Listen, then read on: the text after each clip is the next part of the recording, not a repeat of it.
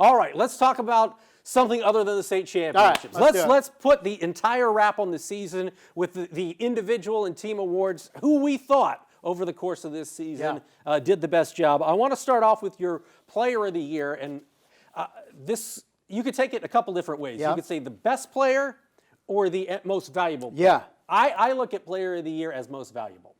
Yes, I do the same thing. I don't look at it as the best player in the area because that's a different conversation, I think. And maybe the fairest thing is to do player of the year and most valuable. I think you can go Kamar Nelson, you can go Jimmy Sullivan, you can go Dylan Krell. I'm going Calder Hefty with Garrett.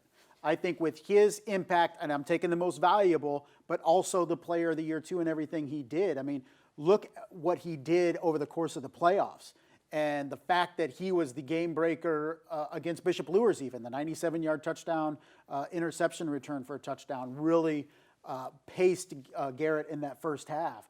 I think what Calder Hefty did, what he meant to Garrett in all three facets, but particularly offensive and defensively, he is my player of the year of Northeast Indiana. See, I'm glad you mentioned Dylan Krell because that was my guy. I had him first I think on he's my second. list. I really think he's second. I think, when you talk about MVP, I think it's between those two, and I think those two were a cut above. Krell rushes for over 1,600 yards, 19 touchdowns, 129 total tackles, 5 sacks. We saw the interception return for a touchdown against Huntington North. He was the engine that made East Noble go. Yes. And I think when you take a look at this season retrospectively, and you say, what are the big storylines for this season? One of them is, Alex Stewart and taking over East Noble in his first year, getting them down to state. And a lot of that had to do with Dylan Krell.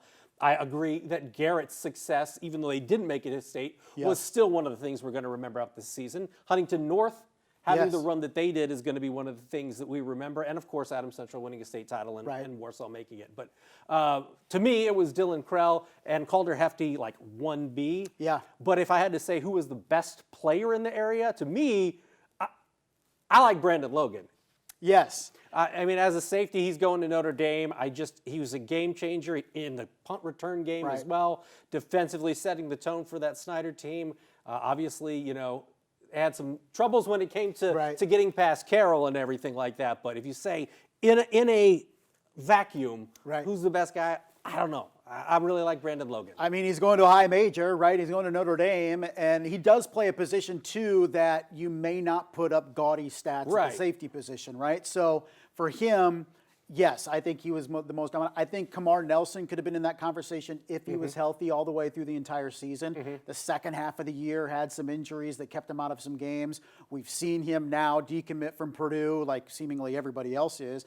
Gets that offer from Cal, and you kind of look at it, okay, is he finally getting the recognition he deserves with the talent he has? So I think he would be in the conversation if he had a full season. He definitely would be higher up in that conversation, but I think what we went with in terms of the players of the year and MVPs, I don't think we're really leaving somebody out that's obvious. Okay, so try not to leave anybody out that's obvious. Okay. Coach of the year. There are so many. There are some years where it's very obvious, or there's 2-3 guys. Like you could take this one a bunch of different ways as well. Same with team of the year, which we'll get to. Yeah. So for a coach of the year, who would you put on your list? Who do you think did the best job coaching this year? And I think you like you mentioned, we can go a bunch of different ways of this. I still have to go Michael Mosier as coach of the year. I think to be able to push a team over the top after being pushed up a class, and you got help with Linton Stockton beating Lutheran. Lutheran loses his quarterback to an injury, kind of what if, but the fact of the matter is Linton Stockton beat the nemesis and you beat the team that beat your nemesis. And just to be able to get back there, 2A, and dominate in the way you did with a team that on paper you look at, was it as good as last year? Maybe, maybe not, but for me, it's got to be Michael Mosier. Part of it is probably feeling good for Michael Mosier to do that, but for a guy that got it done, yes, it took 4 years to do it, but up a class, bigger challenge you would think to get it done is huge. Michael Mosier, my coach of the year. This is weird because we actually agree on this. Oh, shoot. Mosier was my dude. Like you said, to be able to have answered those questions of, as you talked about, are they going to be the Buffalo Bills of Northeast Indiana? And to take it up a notch and then take them over the top. Yeah. I think a lot can be said about that. And it's weird that, Alex Stewart had such a great first season. I mean, I think, from a coaching perspective, it's tough to come in, especially a team that's had success, Right. to try to make your mark and balance between how much stamp do I put on this program with what I do and how much do I take that's been successful. Right. When they're not successful, it's easy. You come in and you completely Yeah. gut it. But to find that balance was very impressive. You could go with Bart Curtis. Yeah. I thought Jeremy Hullinger did a nice job in his first season in Heritage. Heritage. Paul Sade at Churubusco Yeah. after last season to come back and win an ACC title. And then I also think Mike Eschbach. Yeah, Eschbach has to be on that short list. he definitely has to. Going from a 1-win season year 1 to a 9-win season in year 2, just a tremendous turnaround for Huntington North. So similar to Team of the Year, you could go a lot of different ways. Yeah, Eschbach would be my number 2 Yeah. to Mosier, just based on that. But man, I don't know. Alex Stewart would be I mean, like yeah, 3? he's like, hey, I took a team to state in year 1. What do you look at? You could argue he had the best coaching job. Right? And then Bart Curtis is going, I beat 3 of the top teams in 5A to get to Yeah. state. I don't get 1, 2, anything. 3, bam. Right? Like, really? Yeah. So I mean, I think that's just a testament to how and we saw it manifest with the 4 teams down at state. Right. We weren't sure what we had during the course of the regular season, but it's like, oh yeah, like guys did a really good job. Yeah, There's some right? pretty good coaches around this area. Let's talk about Team of the Year. Obviously, one team comes home with a state championship, but you don't have to look at it that way. So Yeah. maybe you did. I did. But Right. who would you pick for your Team of the Year? I'm going to go maybe somebody we left off of the Coach of the Year, and we didn't mention Chris Depew, but I'm going to go Garrett as the Team of the Year because I think from the jump, they caught our attention. Knocking off Adams Central week 1, and we're going, whoa, is Garrett this good? Is Adams Central down a little bit? We found out, yeah, Garrett is this good. And I think they captured really the hearts and minds of obviously the city of Garrett, but also everybody around here that kind of were like, hey, look at Garrett, right? I mean, it wasn't a traditional team. And the fact that it was 50 years since the last time they won a state championship was really kind of, as the year went on and the wins started piling up, going, oh my gosh, they're really going to do this. And then to get to semi-state and then fall to Bishop Luers was tough. But I thought the Team of the Year in terms of what captured the attention of so many different people, both in Garrett and outside Garrett, I'm going to go with the Railroaders Team of the Year. See, I went with the obvious Adams Central. Yeah. But I also thought, again, Huntington North.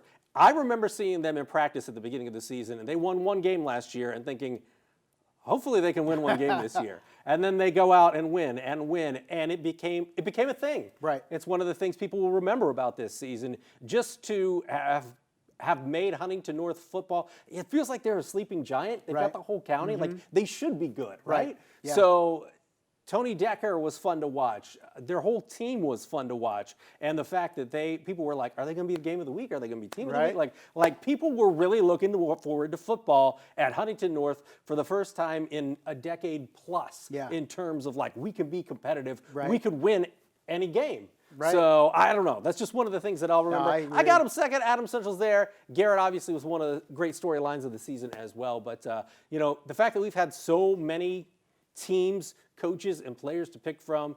I mean, this was a season we didn't know what we were going to have at the beginning, and it ended up being pretty good. Pretty darn good. We never thought, at the times you and I would talk, we getting a team down at state. We ended up having 4. Yeah. And I mean, yeah, the disappointment of 3 of them losing, but the fact we got 4 down there was incredible. So just like Player of the Year, Coach of the Year, you can go different avenues. But I think when smaller communities like a Huntington, like a Garrett, when they have seasons like we saw, that means so much to those communities that it sometimes really overshadows other teams and their accomplishments. Not to take anything away from other teams, but just when it galvanizes an entire city, it hits different. And both of those were distinct examples of that.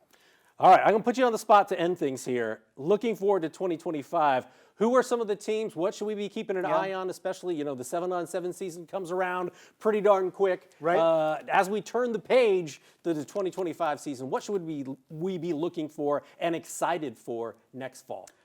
Well, it's interesting because you can go a whole variety of different ways here. You can look at Adams Central and can they make it 2 straight? You look at Bishop Luers, brings back so much.